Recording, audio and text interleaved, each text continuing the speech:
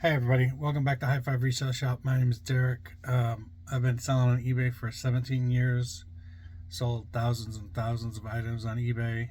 Um, I'm in the top 1% of, let's see, like 2, 4, 6, 8, 10, 14 categories. I don't, not the greatest seller on eBay.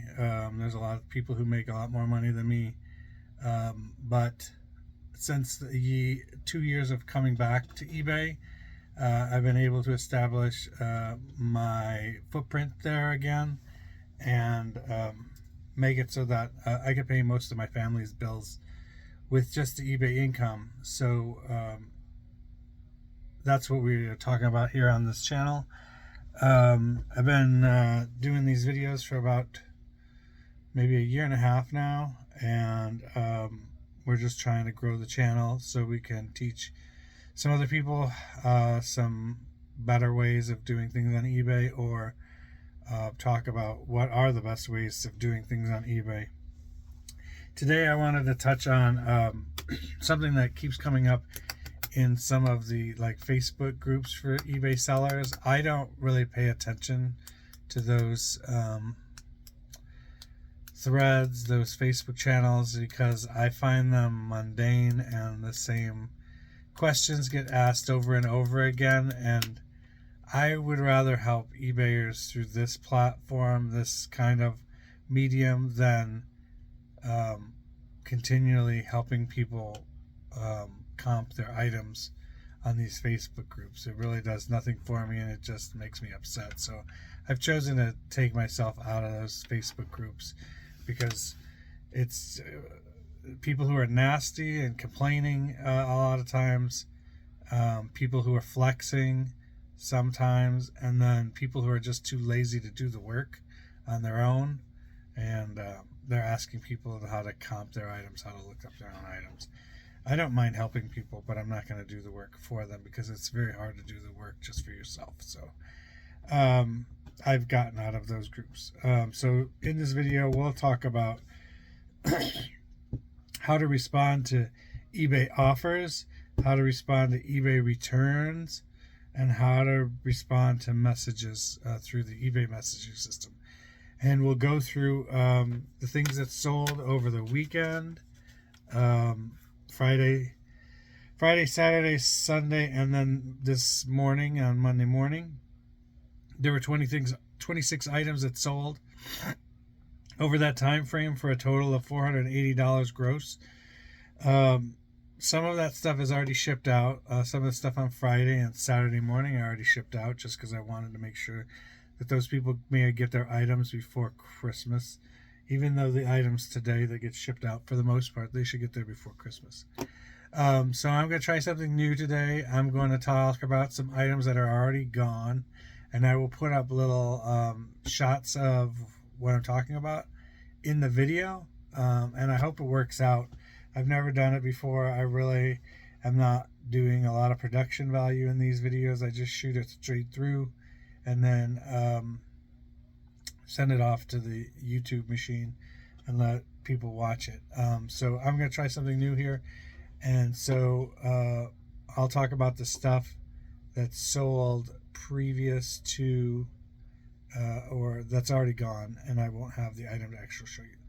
So the first thing that sold on Friday, Stephen Ripley CD. It's says folk world music, country music, from 2002. It was used, and it sold for $10.50 plus shipping on top. And then the next thing that sold were these Kansas City Chiefs 910 medium men's Foco moccasin slippers. They were brand new in the box. I got them from a TJ Maxx after last Christmas, and they were left over from last Christmas. And I had 2 pairs of those, and they sold. Both of them sold last week. This last pair sold for $17.50 plus shipping on top. And then the next item that sold was a pole, P-O-L, black stonewash long sleeve pullover sweatshirt, size medium, and it had some fringe across the front. And that sold for $10.99 plus shipping on top. The next item that sold is this mud gray sleeveless oversized cardigan sweater, juniors large. It sold for $8 plus shipping on top. Mud is not a really great brand to be buying. I think they sell it at Kohl's, so there's not a lot of margin in there, even when you get it for a quarter or $1. So just be aware of that. The next item that sold is a MTO International Denim Blue Jean Extra Large long sleeve shirt. It was new with tags, and it had tags from Venture. And I don't know if you know Venture. That was a while ago when those closed. I think the last Venture that I went in was probably around 2000. I don't know. I know that they were selling like Mark McGuire bobbleheads and stuff like that for when he broke the home run record. So it was around that time frame, and I know that was 1998, 99 or something like that. I think. So that shirt sold for, it had a Venture tag on it. It sold for $16.99 plus shipping on top. So it was a vintage item. I didn't put vintage in the title, but I think I put vintage in the item specifics. The next item that sold were Calvin Klein XXL black with pink embellishment on the leggings. Those sold for $10 plus shipping on top. The next item that sold was a CD. It was new, sealed.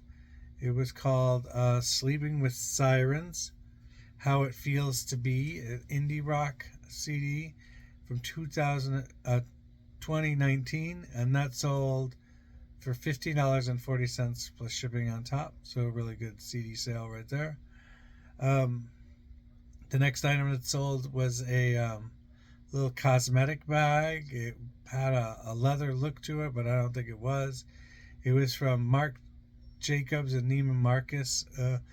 It might have been leather, but it was shiny, so I don't know. Simulated in some way. It says Neiman Marcus for Target, so I guess it wasn't really a Neiman Marcus item. It was just a Target item. So that's little cosmetic bag sold for $10 plus shipping on top. And then the next person bought 2 CDs.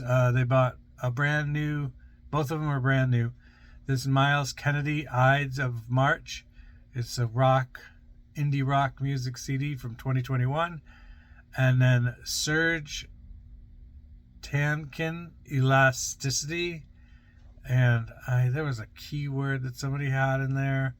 Like he was in Serge Tankian. Let me see. What band was he in? Like Rage Against the Machine, or was he in System of a Down? Okay. He was in System of a Down. So, Serge Tankian, Elasticity from 2021. Those 2 CDs sold for $15.50 plus shipping on top. So really thank you, Brett, for buying those CDs. The next item that sold was this Kansas City Chiefs Kingdom yellow and red novelty sock, medium / large, unisex, and they are brand new. I got them at Marshall's. I got them for $3.99 a pair. and they sold for $14 plus shipping on top. The next item I just bought like last week. I took a little break. I can't remember what I was doing, but I had a couple of minutes and I slid on into Salvation Army for a few minutes. I think I was there for maybe 30 minutes. And I bought this Peter Millar University of Houston Cougars extra large 1/4 zip long sleeve shirt, and I found two of them. And I still have one available. Somebody offered me $25 for one of them, and I took it. And we'll talk about that later, about taking offers and stuff. We'll talk about it right after we finish this subject. But at the Salvation Army, it cost me $5. It should have cost me $4, but I tore one of the shirts that I picked out at home when I was trying to put it on my mannequin. So I put a little hole in it, so I just put it in the garage sale pile. It was a Ray Spooner, like all over print, like golf shirt, Hawaiian shirt, and I was very disappointed in myself, but still, $5 for that shirt that sold, the Peter Millar. I spent $25 total on that stop. I bought, I don't know, 5 or 6 things, so it should have been cost of $4, but I lost an item somewhere in there due to ruining it. And let's go back one to the Kansas City Chiefs socks. I still have 4 pairs of those available. I think, let me see here. They are up for $14 right now. Originally they were $20, but they're up for $14 right now. So if you go to the store, if you're interested in buying some Kansas City Chiefs socks for your family member who's a fan of the Chiefs, they're available in the store. If you have a person that went to the University of Houston, I have an extra large Peter Millar 4th zip hoodie still available in the store, so check that out. Okay, and to the topic of offers. Let's talk about topic of offers, since we were talking about that with the Peter Millar shirt. So it all depends on, some people take offers, some people don't. I have a friend that I've met recently. He does video games. He does not take offers. His stuff is priced perfectly where it should be, and he does not have offers initiated. I don't know if somebody messages him, if he changes prices or not. We didn't really talk about that specifically, but he doesn't have offers on his products, which is, his prerogative, and he prices his stuff out accordingly. When it's something like video games, which have a specific price point that doesn't really change, I can see doing that. With the clothes thing, it is, I think it's, there are some price points where things line up, but a lot of times it's like, what is cooler than the next item? And one item is worth more than the next item just because it's a little bit more fashionable. So who's to say what is fashionable but the customer? So that's why I take offers on that stuff. And one of the other things that comes into play when I'm taking offers is I don't take lowball offers, but there are a lot of factors that go into my thinking when I'm going to take an offer. If I haven't sold anything all day and somebody asks for an item that was $12 at $6, I'm probably just going to take it because I want to try and get the ball rolling. I want eBay to know that I am taking offers. So if you send somebody to me, I'm going to participate in the process. I respond to every offer that I get. That's number one, because I think that's just being cordial to people. and I will not take really low ball offers. If it's a $50 item and they tell me they want to give me 25 and I just put it up the other day, I'm not going to take that. I'm going to try and get something closer to the 50. I will return offer to them, so I don't mind going back and forth with somebody. But if they come and say for a $50 item 25, and then I go to like 40 and they go back to 25, then it's done. I'm not participating anymore. I'm not going to waste my time with that. But if they came back at 37 or something like that, I would probably take it. What I used to do is just think of things as how close people got to the price that I wanted. But now more in terms of like, I want people's money. So much so that this CD, if this was $100 CD that I comped it out at $100 and somebody offered me $40 for it, getting 100 is the dream, right? But I don't want this CD necessarily in my life, but I would like to have that $40 in my life. So I would take the $40. Now, I think you might say, well, that contradicts your statement you just made a moment ago. It all depends on how newly listed this item is, and in what time frame I would take that offer. But my thought process is on if it was just listed the other day as to it was listed 4 months ago and this is the first time anybody's shown any interest in it. Another thing is I consider this and this and this. These are just tools to make money. They don't mean anything to me other than, like they hold value on eBay. There's a value for these things on eBay. They are just widgets in my storage area of widgets. So I don't hold things too highly that are in there. There are some things that are valuable in my inventory, and there's some things that are not valuable at all in my inventory. And I hold each of them in regard as one widget. The one thing that I do have I do usually get some emotional attachment to is like sports memorabilia. When I do sports memorabilia, it just, from my collecting days way back when I was collecting autographs and signatures and stuff like that, and baseball cards and basketball cards, it can be difficult for me to let go of some of that stuff.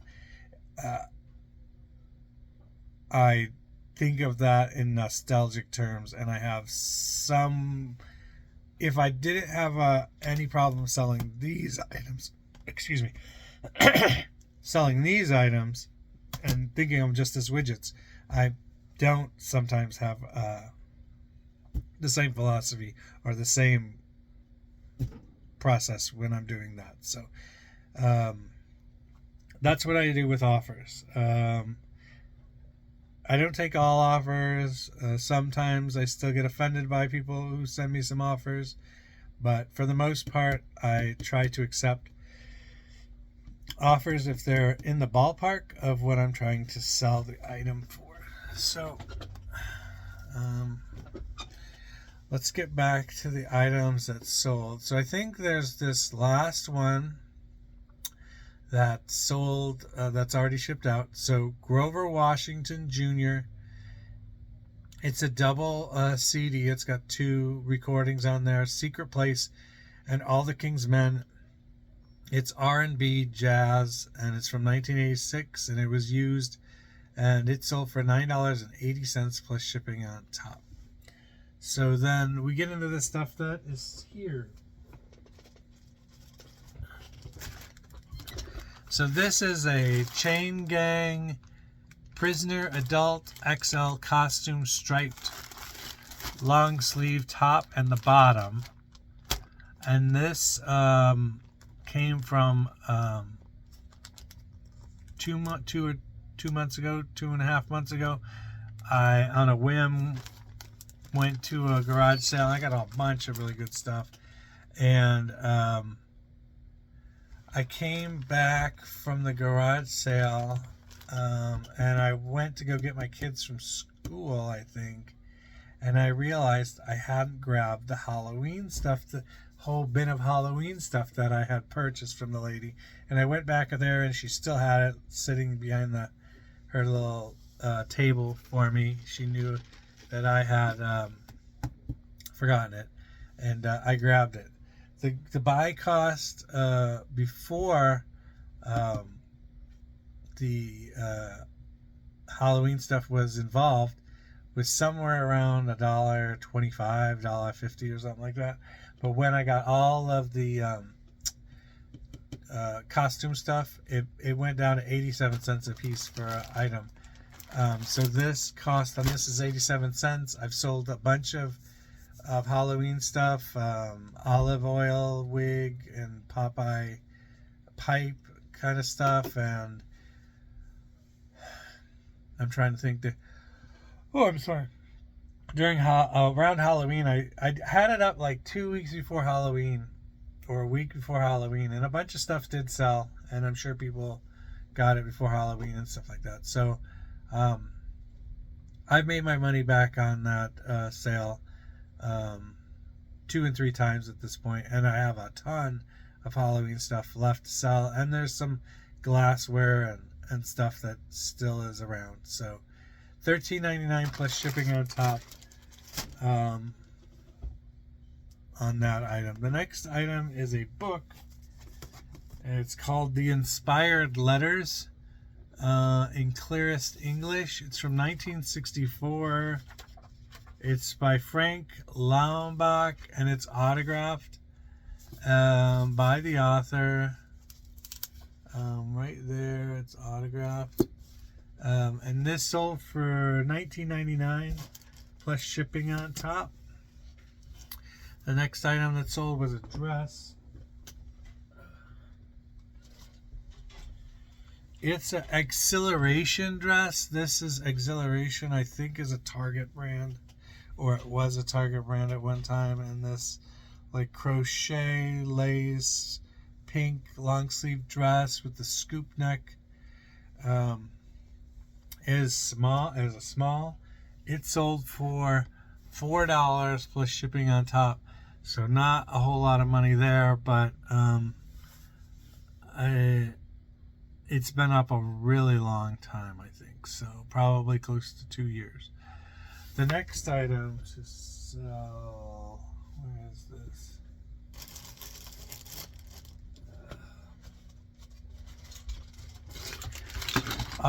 Is a bundle of 10 bartender perfect pour 1 ounce shot bottle toppers. So you stick this in your bottle, and the little ball there moves up, pours out 1 ounce, and then stops. So they're new, and there is a lot of 10 of them. And those I got at a garage sale, and I don't think the guy was completely honest with all the stuff that I bought from him over there at the garage sale. That was probably a year or so ago. But those sold for $15.40. I think there were more of them, and I think he told me they were all new. And then I looked in the bag, and there were a couple that were obviously used after I took a better look at it, but I had already left the garage sale. So the next item is this Shanice Every Woman's Dreams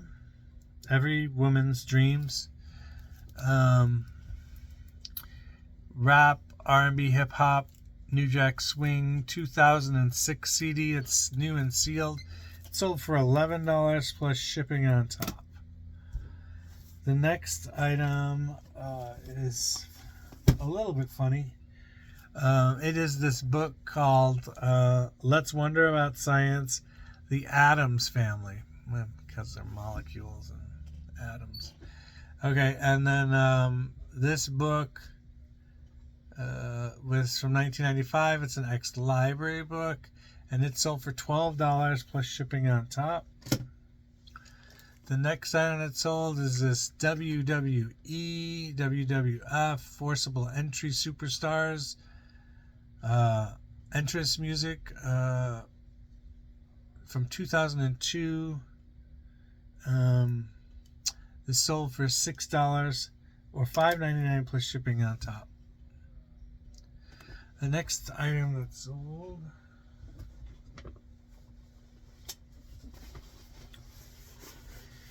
is this packable puffer coat from Cabela's. It's dark blue. It's a medium men's coat, and it sold for $12.99 plus shipping on top. Next item was a skirt.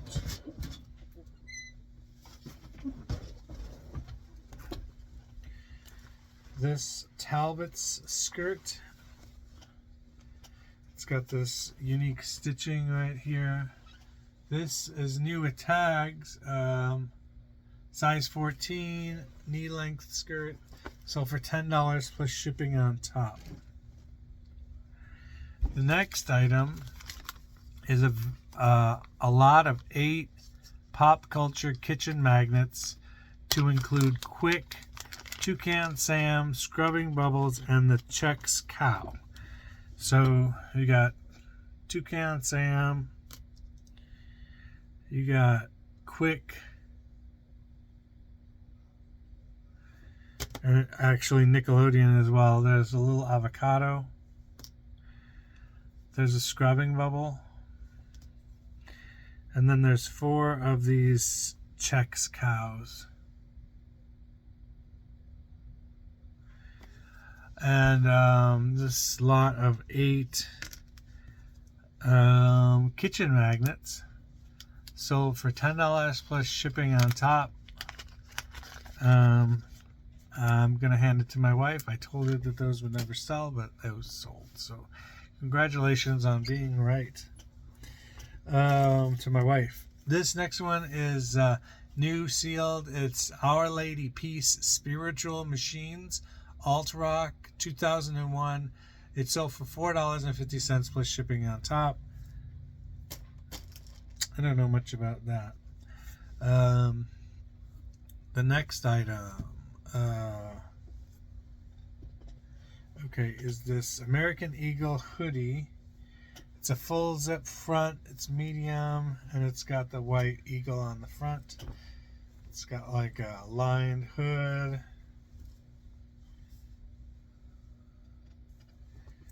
It says it's a medium, and it sold for $12 plus shipping on top. The next item is Captivating, Unveiling the Mystery of a Woman's Soul. It's a new hardcover book, and it sold for $9 plus shipping on top. And then the final thing is this gray and blue Mark Martin #6 embroidered race car cap hat. This sold for $11.20 plus shipping on top. I got this in a garage sale maybe the beginning of last summer. I bought a whole slew of caps from a dude at a garage sale. So we talked about offers. Let's talk about returns on eBay. When I saw them on the Facebook group, people get pretty nasty about it. Returns are part of the business. Every place, every store that you go shopping to at the mall or out and about on town, they all take returns. So you as an eBay seller have to take returns. whether you turn on returns or not, you still can get returns. So as a customer, I bought, it was like a tube. It was a tube of brown craft paper, and it looked about this size. And I bought it off of eBay. So since I sell on eBay, I buy stuff off eBay because I want eBay to do well. If I can buy it off eBay, I do, instead of buying it off Amazon. So I bought that paper from eBay. And I kind of knew it wasn't going to be what I was looking for, but I wanted to try to find what I was looking for. What I was actually looking for, and I could show you, is the paper I bought from Granger. And this is the size of the paper from Granger. Okay? It's huge. It's for people who are doing this professionally. So, I've used a ton of that paper, and I have barely broken into it. And I've had it for a couple weeks now, and I'm super happy with it. It cost about $30 for that roll, and I highly recommended it for void fill. I was using tissue paper, but I was using tissue paper from 8 years ago because I had bought it back when I was doing eBay my first go around. I like to use tissue paper, and I like to I used to tie up all my packages with a ribbon and then slide it in the poly mailer and send it out. I was at a different point, and I wanted to try and impress people with what I was doing. I still want to impress people, but I'm going to do it in different kinds of ways. Before it was more about the show and everything, but now it's about just under promising and over delivering to people. So this paper, I got that paper, and I was very unimpressed with the people who sold me the paper because they had returns turned off. And I understand why they had returns turned off, because they were drop shipping things from Amazon. I don't have a problem with that, but you need to take returns. And they denied my return. I tried to go through eBay to get a return, and they somehow, some way, I was denied the ability to do a return on that. I said, fine, okay, lesson. I learned a lesson from that, and I know where to buy my paper now, so no big deal. And I will just use that paper up. I used that paper up, and I actually really liked that paper because of this thing is so huge that I can't like have it on my desk right now because it's got other things all over the place. But one day I will be able to have that on my shipping station, and it'll be perfect. But the other roll was smaller. I could have it on my desk, and I could just pull from it whenever I needed it. So it served its purpose. And I didn't get $30 out of it because you saw the size of that. That's way more worth $30. The roll I got was worth like maybe $10 at the most. So all that being said, I was very upset with that. That person did not offer returns, so I will not buy from that person ever again. That's for sure. And I gave him bad feedback as well. I gave him like a Luke. I don't know if I gave him negative feedback or I just gave him lukewarm feedback. Like I gave him a positive, but I wrote exactly what had happened in the feedback message. And after I had seen that, then I saw other people's messages like, oh, he's just a drop shipper and there's no returns and everything like that. So I should have paid more attention to what I was buying. So you have to offer returns. It's just the way the world works. And I know when you're a new seller and you've only sold 3 things in a week, that one return really, really hurts, and it feels like the whole world is crashing down. To me, like, I don't know, what do we sell, like 200 things a month? We sell like 150 to 200 things a month. We have like a less than a 1% return ratio, and usually if it is a return, it's not my fault. It's usually like I didn't like the way it fit, or this color is not the color I thought it was, and I can't do anything about those two things. Um, so I just go with it. Um, so that's returns. Messages. How to deal with messages on eBay. Um, I think one of the things that people say most of the time is like, write out your email and then leave the email sitting up there. As long as you don't have little kids running around that are going to press enter, leave it on the screen, go do something else, then, calm down, and then come back and look at it later and be like, do I still want to send this? And then usually you'll just delete what you wrote.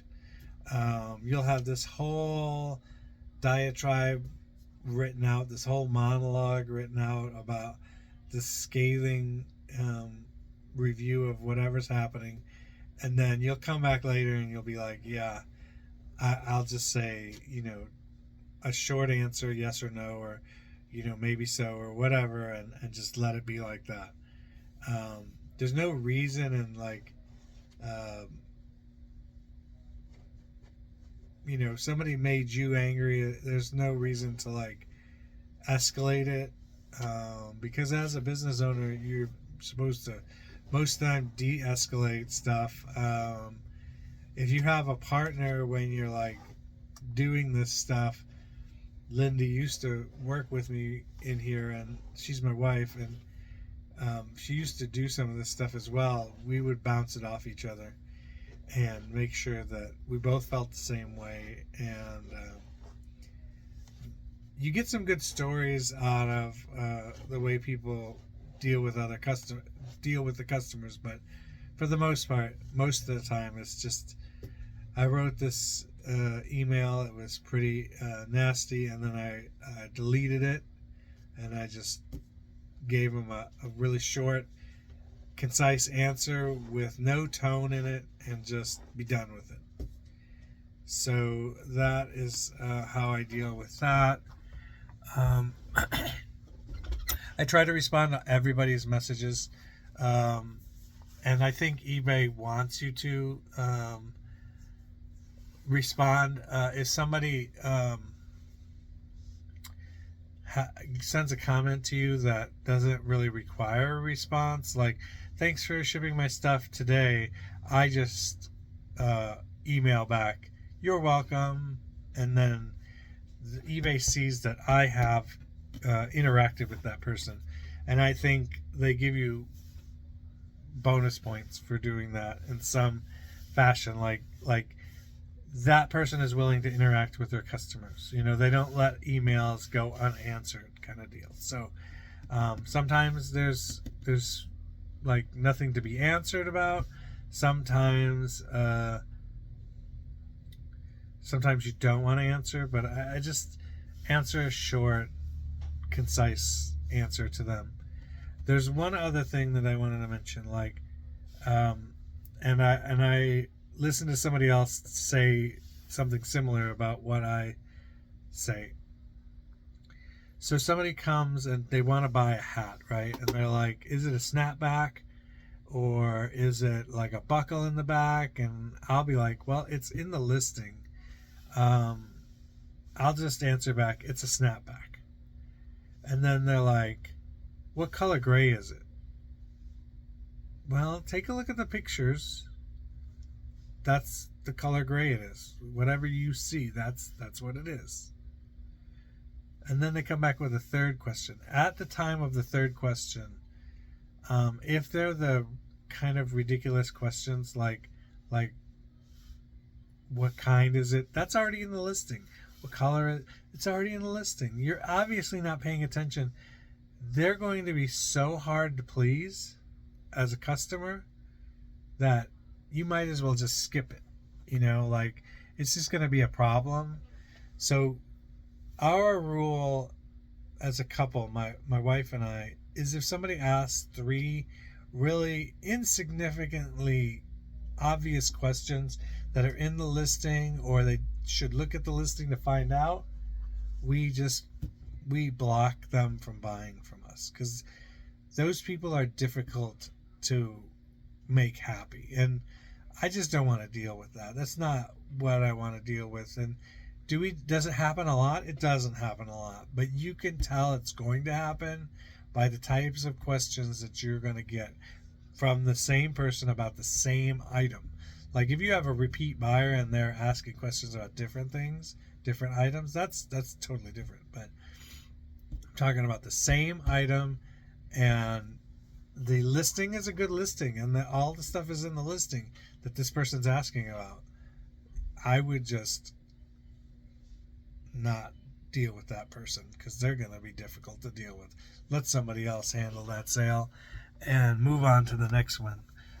Because for the most part, the people who use eBay are very reasonable, very understanding, and they take a look at the pictures that are provided for them and the information that's there. And we can all be guilty of not looking at the listing nearly good enough, and that was the case with my paper purchase the other time. So, well, I don't want to take up any more of your time. This is a long video already, so I will let you go. Please remember to like, comment, subscribe. Let other people know that are in reselling know about the channel, if you would. And we'll see you next time. Peace.